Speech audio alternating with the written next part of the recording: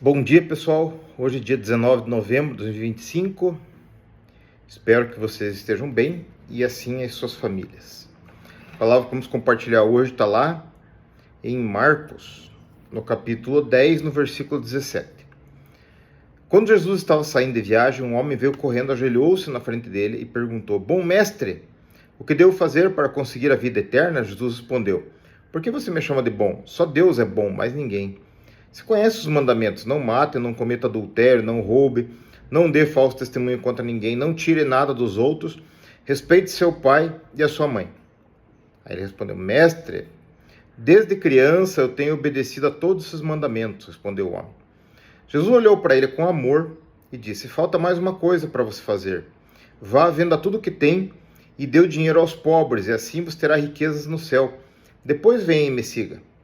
Quando o homem ouviu isso, fechou a cara e, porque era muito rico, foi embora, triste. Jesus olhou então para os seus discípulos que estavam em volta e disse: Como é difícil os ricos entrarem no reino de Deus. Quando viram isso, os discípulos ficaram espantados, mas Jesus continuou: Meus filhos, como é difícil entrar no reino de Deus. É mais difícil um rico entrar no reino de Deus do que um camelo passar pelo fundo de uma agulha. Quando viram isso, os discípulos ficaram espantadíssimos e perguntavam uns aos outros: Então quem é que pode se salvar? Jesus olhou para eles e disse: Para os seres humanos isso não é possível, mas para Deus é. Pois para Deus tudo é possível. Amém? Então, veja o seguinte, essa passagem aqui, ela é muito rica e muito interessante para nós.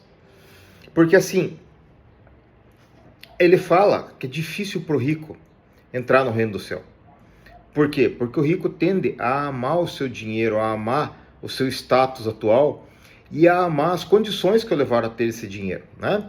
É o que eu falo para vocês sempre. Normalmente as pessoas que estão no maior ferro, elas gritam: Maranata, vem Senhor Jesus, e torce para Jesus estar chegando já. E quando o sujeito está numa boa, ele não quer que Jesus volte, ele meio que tem medo: Jesus, dá para esperar mais um pouquinho aí e tal, né? Assim, porque a vida tá boa. Agora veja a questão desse cara aqui. Como o orgulho e a soberba levam a gente à queda, né? Então ele chegou e já começou errado, né? Bom mestre, o que devo fazer para conseguir a vida eterna? Jesus já falou aí, falei: esse cara aí, bom mestre, né? Podia ter dito Senhor, né? Rabi, que é coisa parecida, né? Bom mestre. Então Jesus falou: ó, bom é Deus. E aí Jesus falou o seguinte: Jesus falou um mínimo do mínimo do mínimo do mínimo dos mandamentos, ó. Não mate, não cometa adultério, não roube, não dê falso testemunho contra ninguém, não tire nada do outro, respeite seu pai e sua mãe. 6 coisinhas que nenhum de nós consegue cumprir 100%, tá? Nenhum de nós consegue cumprir 100% pelas suas forças. Em vez do cara dizer assim: amém, Senhor, obrigado, vou tentar fazer isso, ele foi dizer o quê? Mestre, desde criança eu tenho obedecido a todos esses mandamentos. O fariseu é o religioso de hoje que se acha melhor que os outros. Assim, eu sou santo, os outros são os pecadores. A minha igreja é boa, as outras não servem. Vem atrás de mim, é o que eu digo, porque os outros não... Viu? É o protótipo aqui, sabe? É o estereótipo, é a fotografia do sujeito que, mestre, desde criança tem obedecido. Jesus falou assim: então tá bom. Aí Jesus foi na jugular do cara: venda o que você tem e dê pros pobres. Acabou o cara ali, né? Acabou que não foi. E aí os discípulos, eles ficaram assim, espantados, e aí veio a lição amorosa de Jesus. Para os seres humanos não é possível. O que ele quer dizer aqui? Não existe como um ser humano cumprir a lei de Moisés. São 365 mandamentos, dizem, não são só 10, né? E se vocês forem analisar tudo que é aconselhado também como mandamento, é muito mais coisa. Nenhum de nós, nem você nem eu, vai cumprir isso aí nunca, tá? Mas, como eu digo, você vai ser salvo se você aceitar Jesus como teu Senhor e Salvador. Isso é o que está na Bíblia, né? Crê no Senhor Jesus e será salvo tu e tua casa, porque com a boca se confessa para a justiça e se crê no coração, tá? Isso aqui diz lá mais ou menos. Então, isso é o que nos salva. Jesus nos salva, porque o sacrifício dele foi suficiente para pagar o seu pecado e o meu, tá? Não tem o que a gente possa fazer para pagar os nossos pecados, você salva, né? Isso é bobagem. E aí ele fala, e os discípulos que andavam com ele falaram assim, meu Deus do céu, quem é que pode se salvar então? Para o ser humano não é possível, mas para Deus é. Por quê? Por causa que ele estava falando do sacrifício dele, que é pagar os nossos pecados. Bom, agora deixa eu falar uma coisa para você. Não é o ser rico que é o problema. É o amar a mamon, a riqueza, o dinheiro, mais do que a Deus. É depender do dinheiro mais do que de Deus. Tá? Isso que é. É vender a sua dignidade, sua salvação, a sua verdade, seu caráter por causa do dinheiro. Tá? Porque não se pode servir a dois senhores. Lembra que Jesus falou? É como um homem que põe o pé em duas canoas separadas. Uma hora e vai cair. Né? Então não tem. Vocês podem ter visto assim, ó. Vocês veem escândalo de dinheiro na igreja evangélica todos os dias, né? Pastorzada fervendo. Mas vocês veem na igreja católica lá, teve um cardeal que desviou 500 mil euros da obra de um hospital de caridade para reformar o apartamento dele lá. Colocou um som de, eu acho que de 50 mil euros, uma coisa assim, um negócio parecido. Se vocês pesquisarem, vocês vão ver isso aí. E agora tá fervendo escândalo lá também. Então, eu digo assim, isso não é um problema de nós, porque os cristãos são católicos e evangélicos, né? Nós somos os mais próximos aí, apesar das divergências que o pessoal cria, somos os mais próximos em termos de entendimento, né? Aí vocês veem em todo lugar, né, as pessoas caindo por causa de dinheiro, né?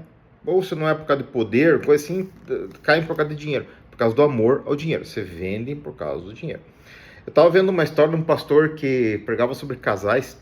Gente, eu preguei sobre casais. Eu era responsável pelo Ministério de Casais de uma igreja, depois que o pastor me deixou lá. E depois eles arrumaram aquele negócio, foram fazendo o negócio e perdendo força lá e tal, porque eles talvez tivessem achado que estava crescendo demais. Mas, enfim, nós andávamos por outras cidades, nós fazíamos cursos lá algumas vezes por ano e tal.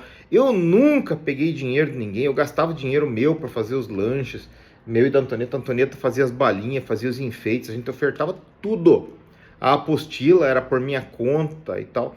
Tudo eu fazia por minha conta, né? Nunca peguei dinheiro de ninguém. Ok. Tem um pastor lá de São Paulo, que esses dias o cara pregava sobre casais e tal. Muitas vezes eu usei até algumas coisas que ele ensinava. Pô, o cara mora no Alphaville, lá numa mansão que vale muitos milhões. Gente, vamos conversar, né? Jesus não obriga ninguém a servir ele, a gente serve por amor. Agora, se você vai servir a Jesus para ficar rico, vai servir a Jesus para ganhar dinheiro, para outras coisas, viu? Aí você já está pegando as coisas que estão devidas aqui, isso não vai ter nada no céu, meu amigo. Esse povo não vai ganhar nada, me parece. Onde é que já se viu? Viver bem às custas dos outros, viver do suor dos outros, da vida dos outros, do trabalho dos outros. Fazer o povo dar oferta, levar dízimo lá para o cara viver bem. Que isso? Isso não existe. Se você quer servir a Deus, tem que servir de graça. Tem que ver suas coisas lá e tem que servir de graça. Você tem que, de graça você recebeu, de graça você dá. Você tem que ensinar, ter paciência, fazer as coisas assim e ofertar do teu, não pegar dos outros. Que isso é palhaçada. E Jesus fala muito bem disso aqui, ó, né? Pro rico, difícil. Então, o povo que está se envolvendo com dinheiro, com rolo aí por causa da igreja, tá vendo? Todo mundo que se envolve em rolo por causa de dinheiro tem algum problema, né? Mas usar a palavra de Deus para se envolver em coisa de dinheiro, pelo amor de Deus, né?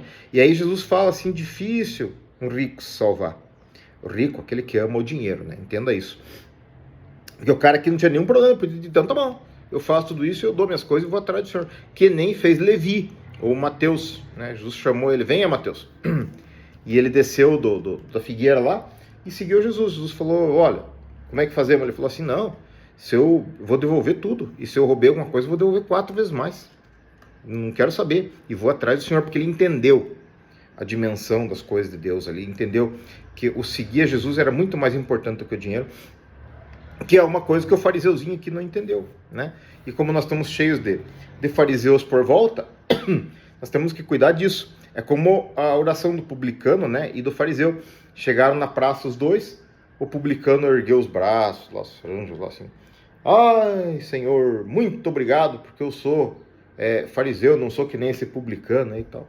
E o publicano ficou de longe, assim, Senhor, misericórdia de mim, que sou um pecador, né? Jesus falou, quem foi justificado foi o publicano. Tá?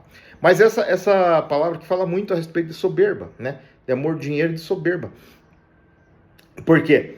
Porque se o sujeito, a hora que ele chegou para Jesus, Jesus falou, ó, não mate, não cometa adultério, não roube, não dê falso testemunho contra ninguém, não tire nada dos outros, respeite seu pai e sua mãe. O cara fosse sondar o coração dele e disse assim, ih, como eu digo para vocês, eu nunca consigo passar direito de Mateus 5, 6, 7. É um problema para mim. Eu gosto muito de ler, mas chega no Sermão da Montanha lá, eu sempre estou falhando em alguma coisa, gente. Alguma coisa não tá legal, eu tenho que pedir perdão para Deus, sondar aquilo lá, ou ver alguma outra coisa assim, sabe? Pode ser grande ou pequena, mas sempre tem, tá? Se o cara que tivesse chegado e dissesse assim, olha, tô falhando numa dessas, deixa eu dar uma olhadinha direito aqui no meu coração, eu vou sondar o meu coração para ver onde é que eu tô falhando. Né? Ele não, chegou para Jesus e tudo isso tenho feito desde criança. Gente, você chegar na presença de Jesus e querer exigir coisas e se achar muito bom, o tombo é grande. Né? Ele é misericordioso e ele está todo dia aí para atender de você e de mim. Deu a própria vida por você e por mim. Tá? Nos cobre com seu sangue para nos proteger todos os dias, desde sempre, há mais de 2000 anos, desde que ele subiu ao céu. Então, melhor é nós lermos a palavra de Deus, ver o que ele quer que a gente faça e todo dia chegar, Senhor, me perdoe meus pecados. Me perdoe até pelo que eu estou pecando e não vi, né? Não senti, mas me perdoe e me ajude a ser melhor a cada dia. Porque ele é misericordioso com a gente e a cada dia ele tem uma misericórdia nova que se renova a cada manhã. Deus te abençoe muito e a tua casa.